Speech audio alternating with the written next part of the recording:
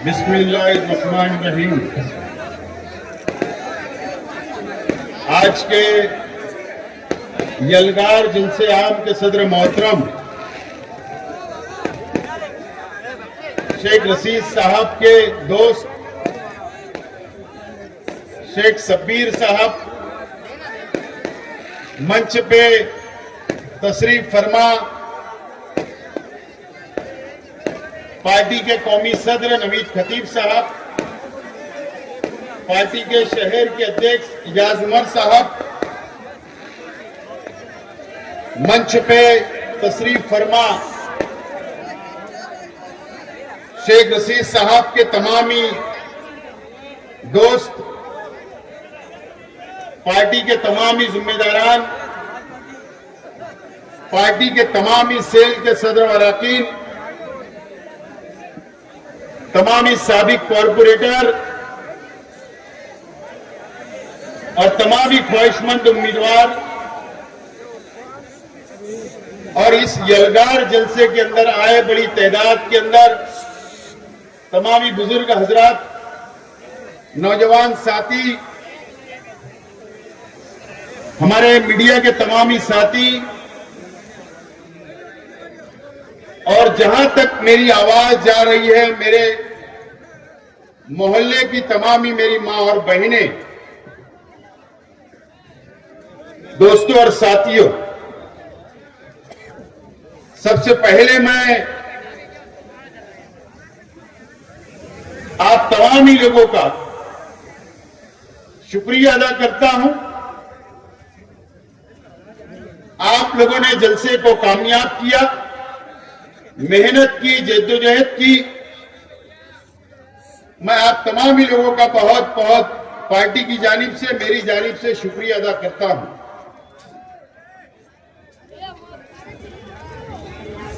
अभी आप लोगों के सामने पार्टी का सॉन्ग, पार्टी का तराना आप लोगों के सामने लॉन्च किया गया और मुझे उम्मीद है कि आप लोगों को पसंद आया होगा। और मैं तमामी कार्यकर्ताओं से, तमामी पार्टी के जिम्मेदारान से मैं अपील करता हूं कि ये सॉन्ग घर के एक एक बच्चे तक, एक एक मां बहनों तक और एक एक बुजुर्गों तक, नौजवान साथियों तक पहुंचाने की आप कोशिश करें। हैदर साहब जो मशहूर सिंगर है, राजस्थान से ताल्लुक है उनका, उन्होंने बहुत मेहनत की और ये सॉन्ग को तैयार किया। और आज इस मौके पर नईम मिर्जा, एहसान शेख, राहिल, जमील शेख, अनीस अजहर साहब, शारिक,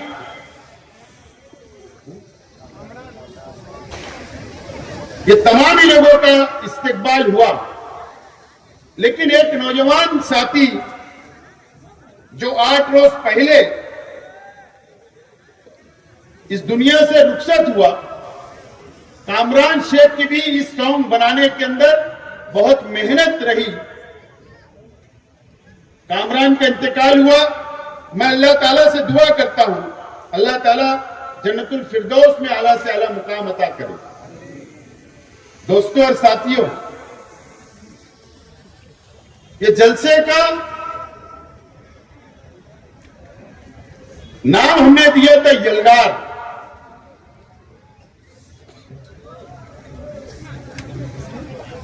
और आप लोगों ने यलगार होर्डिंग के जरिए, बैनर के जरिए, सोशल मीडिया के जरिए आपने यलगार ऐलान कर दिया। ये यलगार फिरका परस्तों के खिलाफ यलगार है, नाइंसाफी के खिलाफ यलगार है। यह हमारा अपना शहर मस्जिद और मीनारों का शहर है। ये भैया मस्जिद और मीनारों का शहर है, खानकाहों का शहर है, हमारा शहर तारीखी शहर है। अल्लाह का करम है कि हर मसलक की जमातें यहां पर काम करती है मुसलमानों की हिफाजत के लिए, दीन के लिए, इस्लाम के लिए। दीन फैलाने का काम ये शहर के अंदर होता है। बैरूनी शहर से यहां पर बच्चे आते हैं, मदरसे के अंदर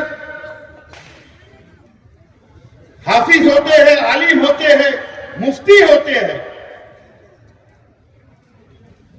और शहर से जाते हैं। ये वो मालेगांव शहर है, ये वो मालेगांव शहर है। और आज शहर की आवाम को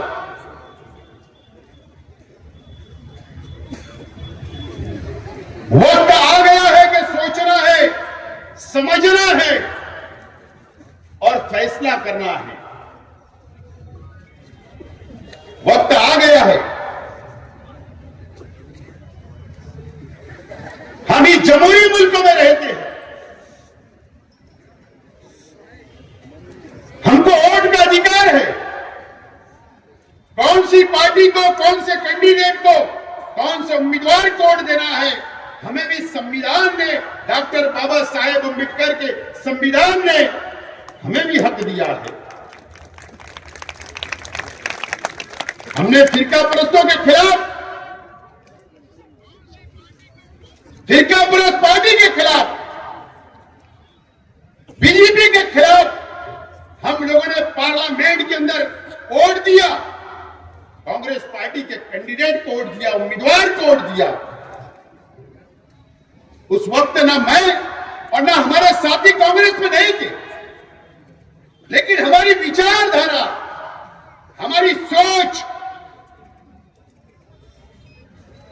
फिरका परस्तों के खिलाफ है, बीजेपी के खिलाफ है। इसके लिए कांग्रेस पार्टी के उम्मीदवार को हमने वोट दिया, कामयाब किया। इलेक्शन खत्म हुआ, पार्लियामेंट की उम्मीदवार चुनकर चली गई। उसके बाद आज तक इस शहर के ऊपर क्या हो रहा है, कितना जुल्म हो रहा है, कितनी नाइंसाफी हो रही है, यह आप लोगों को दिख रहा है, समझ रहा है। अगर आज मैं खड़ा हूं आपके सामने तो इस मोहल्ले के अंदर खड़ा हूं, इस हजार खोली के अंदर खड़ा हूं और तकरीर कर रहा हूं जहां से शेख रशीद साहब ने अपनी सियासी शुरुआत की। काउंसिलर बने, एक मर्तबा नहीं, 2 मर्तबा सदर बल्दिया बने, एमएलए बने, मेयर बने। ये वो मोहल्ला है, ये वो हजार खोली है। और शेख रशीद साहब ने हमें सिखाया है कि फिरका परस्तों के खिलाफ रहना है, उनसे लड़ना है, गरीबों के लिए लड़ना है। शेख रशीद साहब ने हमें सिखाया। आज मैं आपके सामने खड़ा हूं, साबिक एमएलए, माजी आमदार बनकर खड़ा हूं, एक कार्यकर्ता बनकर आपके सामने खड़ा हूं। मेरे पास कोई ओहदा नहीं है, कोई ओहदा नहीं है, ना पार्टी का भी ओहदा नहीं है। आप ही की तरह मैं एक इंसान हूं, आप ही की तरह कार्यकर्ता हूं, लेकिन ओहदा है वो आप लोगों की ताकत का ओहदा है। ये शहर की मां बहनों की ताकत है, वो ओहदा मेरे पास है। नौजवानों की ताकत है, यह उद्या मेरे पास है। असेंबली का इलेक्शन हम लोग 162 वोट से इलेक्शन हम लोग हार गए। 162 वोट से इलेक्शन हारे। मुझे पता है कि आप लोगों की आंखों में आंसू थे। मुझे पता है कि मासूम मासूम बच्चों के आंखों में आंसू थे। मुझे पता है कि आप लोगों ने कई दिन तक खाना नहीं खाया, मां बहनों ने खाना नहीं खाया, बच्चों ने नहीं खाया। आपकी आंखों के अंदर आंसू थे। अगर मेरी जगह कोई और होता तो शायद सियासत छोड़ देता, घर बैठ जाता, लेकिन नहीं। अगर आपने इतनी मोहब्बत की, 1,10,000 वोट अगर मुझको आपने दिया, मुझे हिम्मत दी, मुझे ताकत दी, हौसला दिया, आपकी ताकत के भरोसे मैं दूसरे दिन आपके बीच में आया, गुरुवार वार्ड में आया, रौनकाबाद में आया, शहीद अब्दुल हमीद रोड पर आया, आयशा नगर के अंदर आया। और आपने जो उस वक्त हौसला दिया, मुझे ताकत मिली, मुझे हौसला मिला, मैं दोबारा खड़ा हो गया हूं। लेकिन क्या आपको पता है, क्या आपको पता है कि जो बीजेपी चाहती थी, जो आरएसएस चाहती थी, जो फिरकापरस्त पार्टियां चाहती थी, वही हुआ असेंबली के अंदर। मुझको हराने के लिए नागपुर से पैसा आता है हमारे मुखालिफ कैंडिडेट के पास। मुझको हराने के लिए हमारे मालेगांव तालुके से पैसा आता है। मुझको हराने के लिए, मुझको हराने के लिए नांदगांव से पैसा आता है। मुझको हराने के लिए शिरपुर से पैसा आता है। मुझको हराने के लिए ठाणे से पैसा आता है। पैसे के दम पर, पैसे की ताकत पर मुझको हरा दिया गया और हम हार गए। क्यों? क्या वजह है कि शेख आसिफ को हराने के लिए इतनी ताकतें लगी, इतनी ताकतें? क्या वजह है? उसकी वजह सिर्फ एक है, ये 2014 से लेकर 2019 तक मैं एमएलए था, असेंबली के अंदर खामोश नहीं था। फिरका परस्तों के खिलाफ वहां पर भी मैं लड़ा, आरएसएस के खिलाफ वहां पर भी मैं लड़ा। मॉब लिंचिंग जहां पर मुसलमानों और दलित भाइयों के ऊपर हुई, उनके खिलाफ मैंने फिरका परस्तों के खिलाफ वहां पर भी आवाज उठाई। अजान पे पाबंदी की बात आई तो शेख आसिफ ने आवाज उठाई। जमीयतुल उलमा पे पाबंदी की बात आई तो शेख आसिफ ने आवाज उठाई। यही वजह थे कि शेख आसिफ नहीं चलेगा, इसको हरा दिया जाए। और रुपया, पैसा, ताकत सब इस्तेमाल हुआ और मैं हार गया और आप हार गए, ये शहर हार गया। आसिफ साहब आगे बढ़ो। शहर हार गया। इस्लाम पार्टी, भैया, इस्लाम पार्टी। ये शहर हार गया। आप भैया, आप मेहरबानी करके नारे मत लगा। ये शहर हार गया, आप हार गए, हम हार गए। मुझे बताइए, मेरा सवाल है, मैं भी मुसलमान, आप भी मुसलमान हो, मुझे बताइए कि असेंबली हारने के बाद क्या हुआ? असेंबली हारने के बाद जो बीजेपी चाहती थी, जो आरएसएस चाहती थी, जो फिरका परस्त पार्टियां चाहती थी कि शेख आसिफ को रास्ते से हटा दो, हमारा रास्ता साफ हो जाएगा, वही हो रहा है आज इस शहर के अंदर, वही हो रहा है इस शहर के अंदर। क्या हुआ? हम पे इल्जाम आया बांग्लादेशी का, रोहिंग्या का।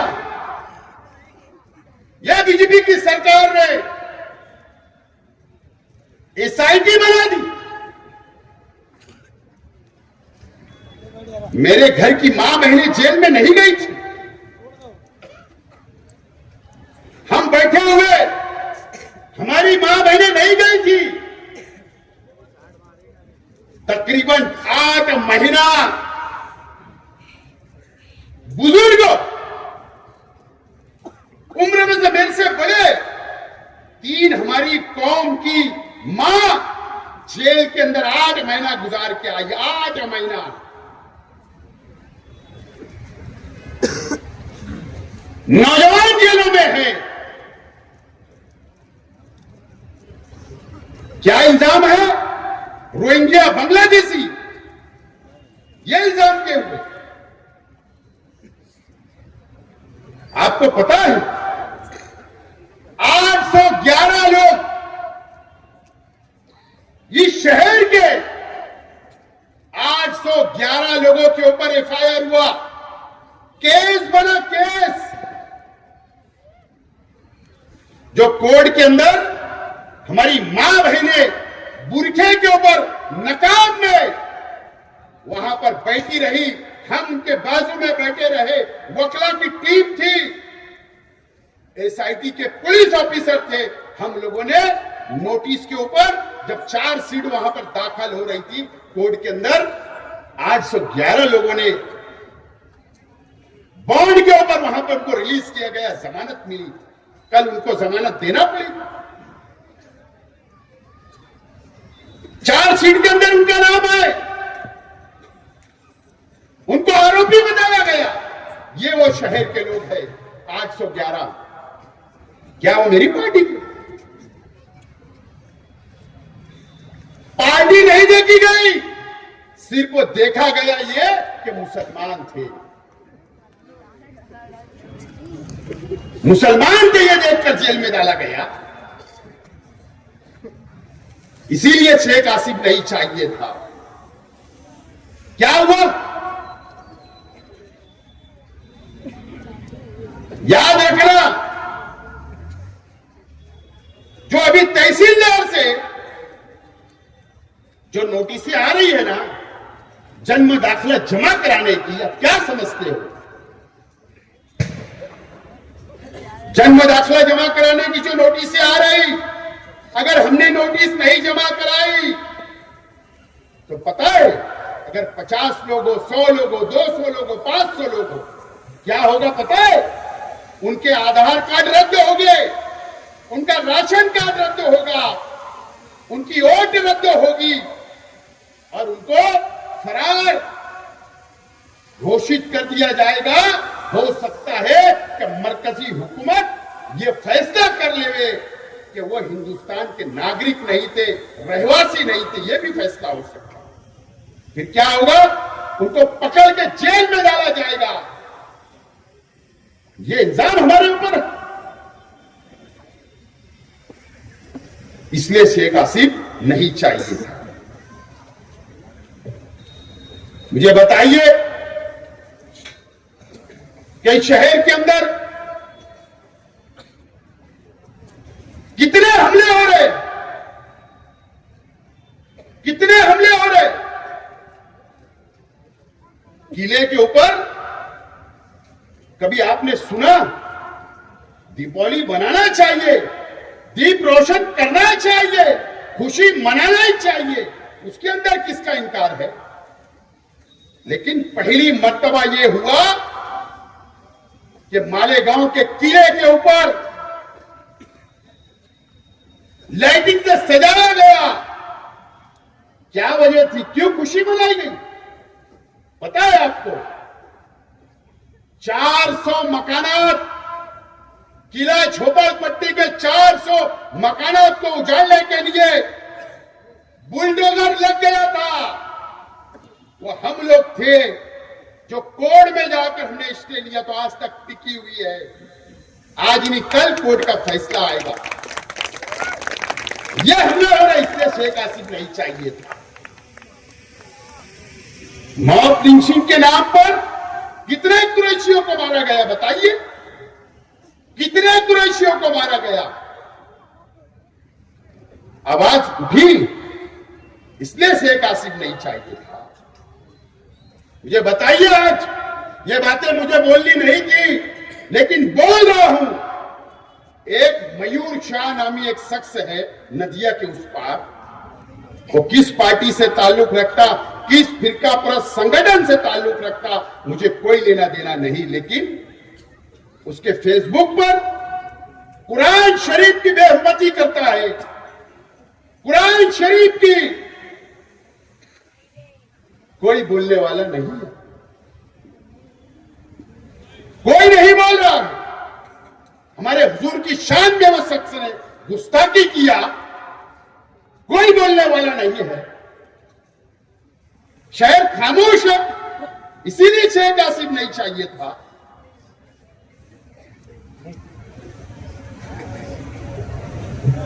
अब कैसा तुमको नुमाइंदा चाहिए, कैसे लोगों के हाथ में इख्तिदार चाहिए, मुझे बताइए। अरे हमारे शहर की आवाम शहीद हो गई। 2006 का भी कब्रिस्तान का बम ब्लास्ट होता है, हम ही शहीद होते हैं, हम ही जख्मी होते हैं, हमारा ही खून बहता है। 2008 में भी विक्टू चौक बम ब्लास्ट के अंदर हमारा ही खून बहा, हम ही शहीद हुए, हम ही जख्मी हुए। साध्वी प्रज्ञा सिंह ठाकुर, कर्नल पुरोहित की तो प्रमोशन हो गया, बाइज्जत बरी हो गई, बाइज्जत। क्या हुआ बताइए मुझे। शहर खामोश है। हमारे तालुके के लीडरान ने खुशी मनाई, खुशी, जल्लोश किया, फटाके फोड़े गए और लीडरान ने बयान दिया खुशी से कि ये तो होना ही था। ऐसे कैसे भाईचारे की बात होती है शहर में। ये शहर देख रहा है अपनी आंखों से, क्यों हमारा जमीन जिंदा नहीं हो रहा। उसके बावजूद भी ये शहर खामोश है, देख रहा है, कोई बोलने वाला नहीं। मुझे बताइए, अल्लाह का करम है, उस खानदेश के जामनेर शहर के से 25 किलोमीटर दूर एक बेटावत देहात था, वहां पर एक सलमान नाम के एक नौजवानों को आज लोगों ने कत्ल कर दिया। 4 घंटे तक उसको मारते रहे, वेन में बैठाकर घुमाया गया, उसके घर के पास लाकर फेंक दिया गया। मुझे बताइए कौन गया था वहां खानदेश के लीडरान को छोड़कर। अल्लाह का करम है, शेख आसिफ ने जाकर वहां पर गया, बैठा, बयान दिया। उसके बाद भी आज हम खामोश। बात ये समझ में नहीं आती। अभी पिछले महीने की बात, अहमदनगर के एक एमएलए ने, राष्ट्रवादी के एमएलए ने, संग्राम जगताप नाम, दीपावली का दिन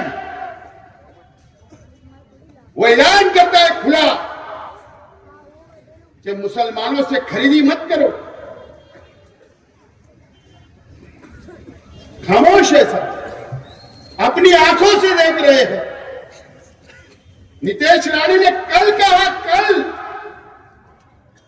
कि महाकुंभ के अंदर जो नासिक में होगा वहां मुसलमानों से कोई खरीदी मत करो, उनकी दुकानें मत लगने दो।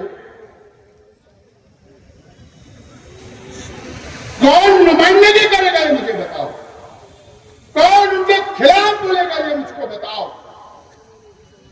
कौन बोलेगा।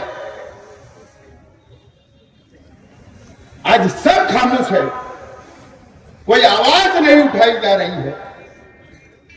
एक जीआर में बताना चाहता हूं, शाला शिक्षण विभाग का है, आयुक्त तो शाला शिक्षण एजुकेशन डिपार्टमेंट का है, जो पूना से निकला। यह जीआर है मैं बताना चाहता हूं नौजवानों, ए शहर के मुसलमानों, सुनो बात। 31 अक्टूबर से 7 नवंबर तक, यानी आज तक, ये जीआर में लिखा है कि प्राइमरी स्कूल, हाई स्कूलों के अंदर वंदे मातरम पढ़ा जाना जरूरी है, लाजमी है। यह जीआर निकलता है। मुझे बताओ,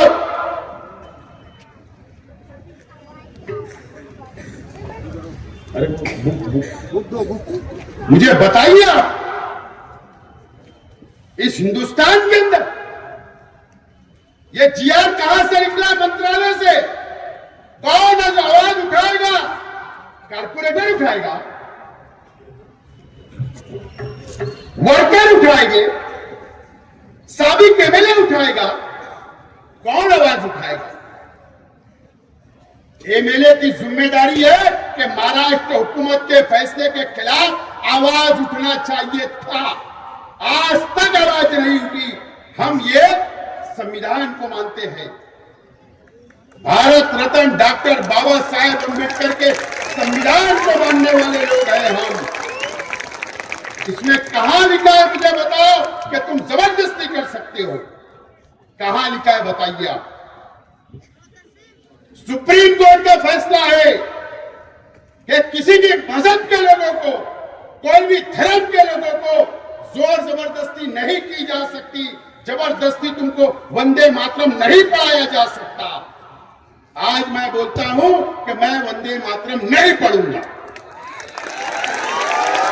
क्या करना?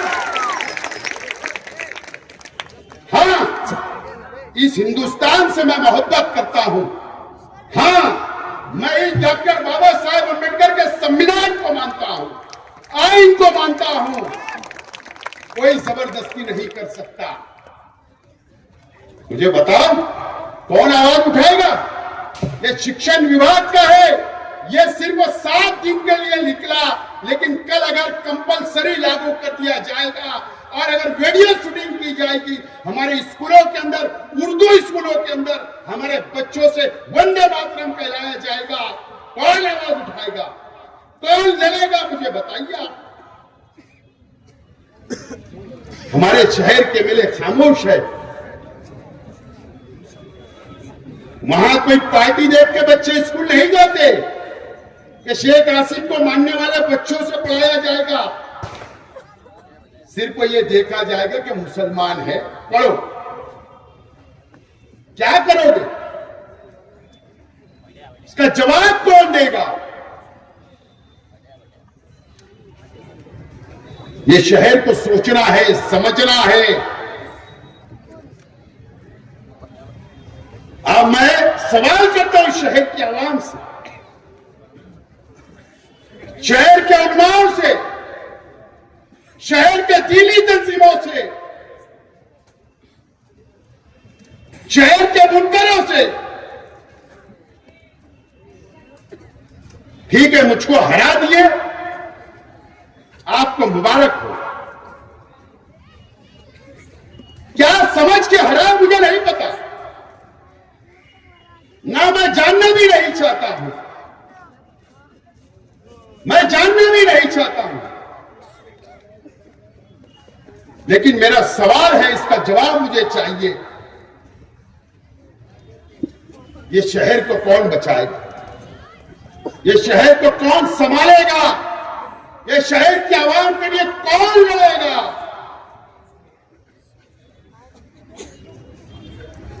कॉरपोरेशन का जो इलेक्शन आ रहा है,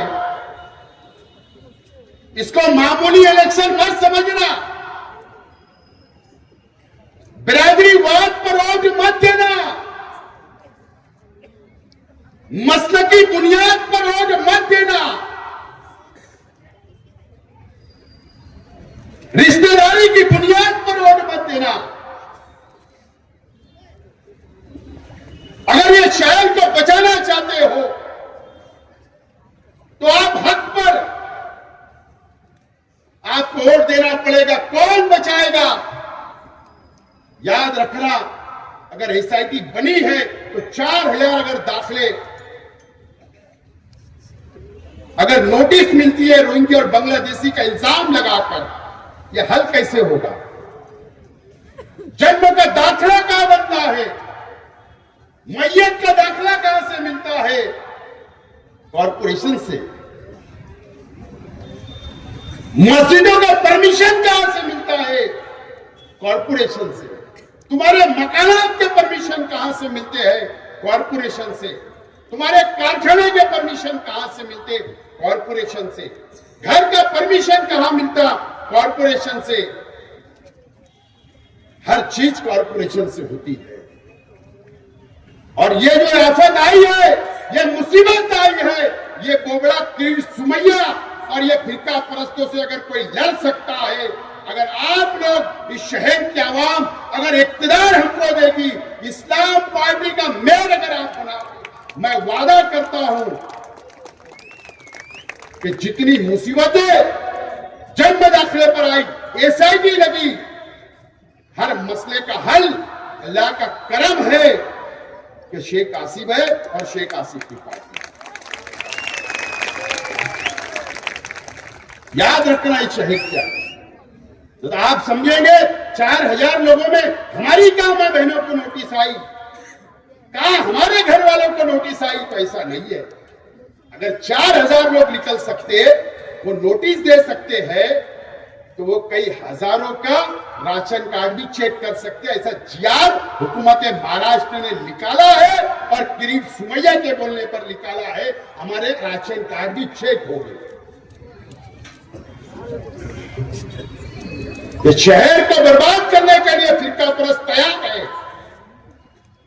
मैंने कहा शुरुआत में कि थाने से पैसा आया, नागपुर से आया और जगह से मुझे हराने के लिए पैसा आया है। एक डील और हुई। क्या हुआ? एक डील और हुई। वार्ड नंबर 4 को तोड़ दिया गया। आज बोल रहा हूं, अजम वड़ेल में भी मीटिंगें हुई, मुंबई में भी मीटिंगें हुई और यह डील हुई कि वार्ड नंबर 4 में 2 आजाद उम्मीदवार हजरत के रहेंगे और 2 दूसरी पार्टी के उम्मीदवार रहेंगे आजाद। तुम मुसलमानों की वोट देना, हम हमारी वोट तुमको पलटा होगा। क्या होगा? 2 मुसलमानों की मेंबर हमारे कम, 2 हमारी पार्टी के मेंबर हिंदू भाई कम, 2-2 का बंटवारा हो गया। वार्ड नंबर 2 का वार्ड तोड़ा गया। वहां पर भी इस तरीके की प्लानिंग हुई और ये शहर में आज बोल रहा हूं, मीडिया के सामने देखना कॉर्पोरेशन के चुनाव में, और नहीं तो बताना हमारे मुखालिफ लोगों ने कि नहीं हमने सिंबल पे 4 उम्मीदवार दिए। बताना कि 2 वार्ड नंबर 2 में हमने सिंबल के 4 उम्मीदवार दिए। तो आज मैं बोलता हूं शेख आसिफ के चारों सिंबल के उम्मीदवार दूंगा। और ऐसा नहीं है, हिंदू भाई भी दूंगा, दलित भाइयों को भी दूंगा 2 नंबर में।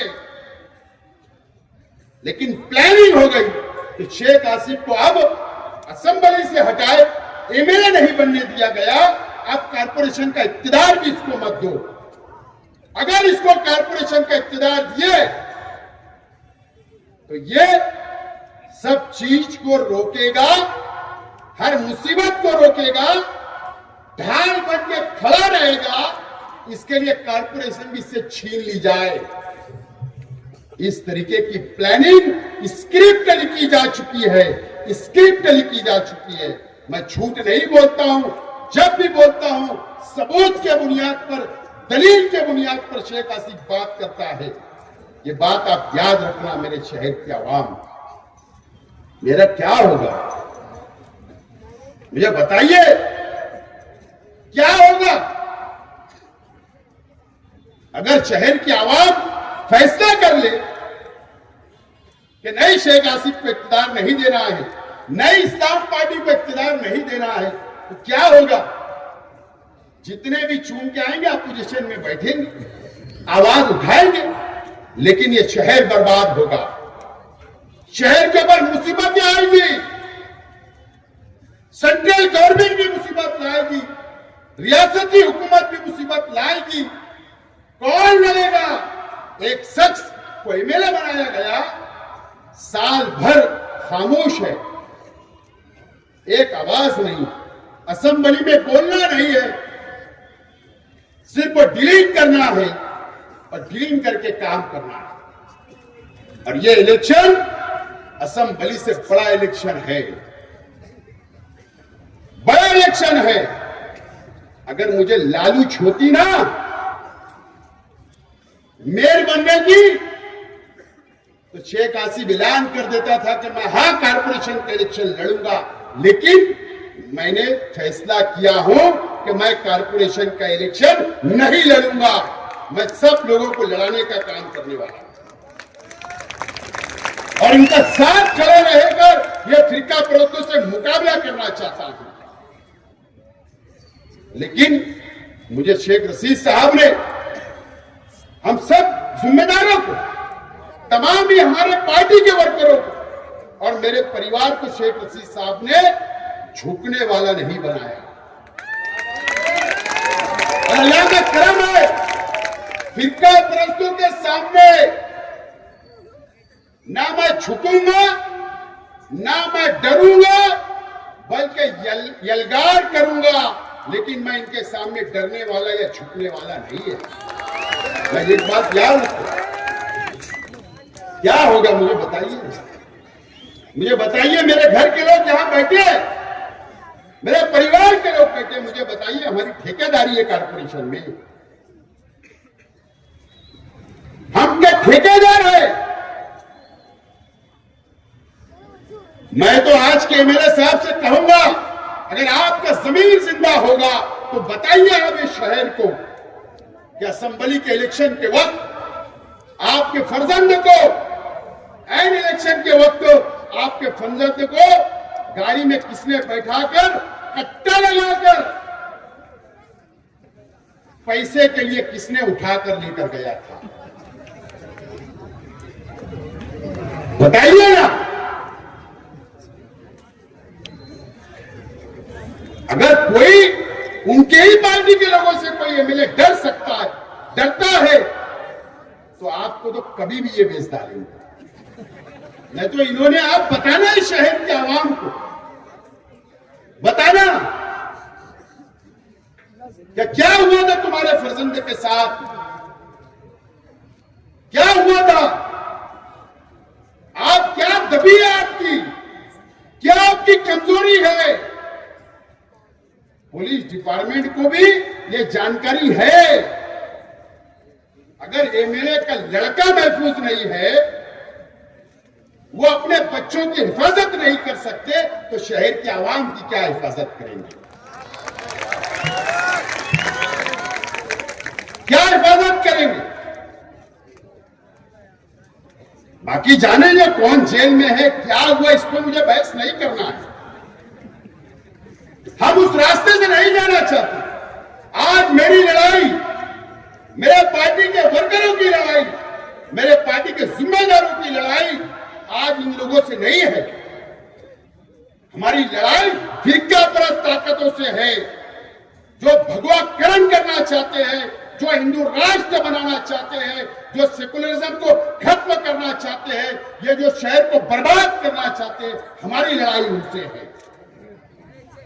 उनसे लड़ना है और जीतना है। मैंने कहा ना, मेरा क्या होगा, मेरे परिवार का। अगर आपने फैसला कर दिया कि कारपोरेशन भी तुमको नहीं, तो घर बैठेंगे, परिवार संभालेंगे, कारोबार करेंगे, लेकिन फैसला आपके ऊपर। ये बहुत बड़ा इलेक्शन हमारे सामने है। गुरुवार वार्ड के लोग यहां बैठे हैं, वहां पर अखाड़ा भी है, पहलवान भी बहुत है।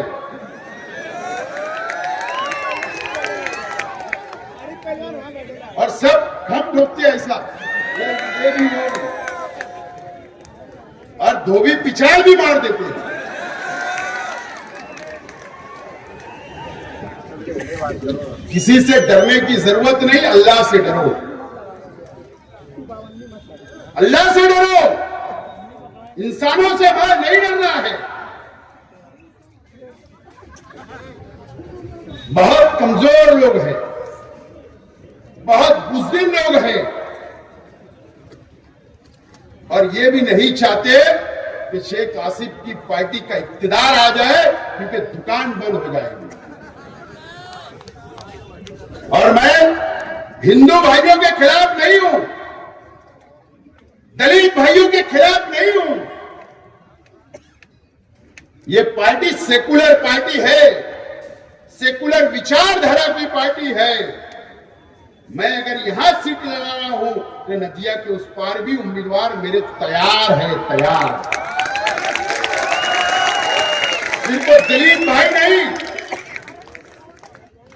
हिंदू भाई भी तैयार है, हर धर्म के लोग तैयार है, पसंद कर रहे हैं। वो चाहते हैं कि ताकतवर लीडरों के साथ खड़े रहना, लड़ने वाले लीडरों के साथ खड़ा रहना है।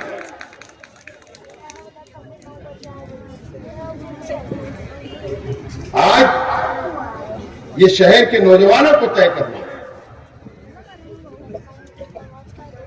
मुसीबत आएगी तो कोई एक बिरादरी के ऊपर नहीं आएगी, मुसलमानों पर आएगी। मुसीबत आएगी तो कोई मजहबी तंजीम एक के ऊपर नहीं आएगी, तमाम लोगों के ऊपर आएगी। मुसीबत आएगी तो मुसलमान मां बहनों के ऊपर आएगी। याद रखना मेरी बात।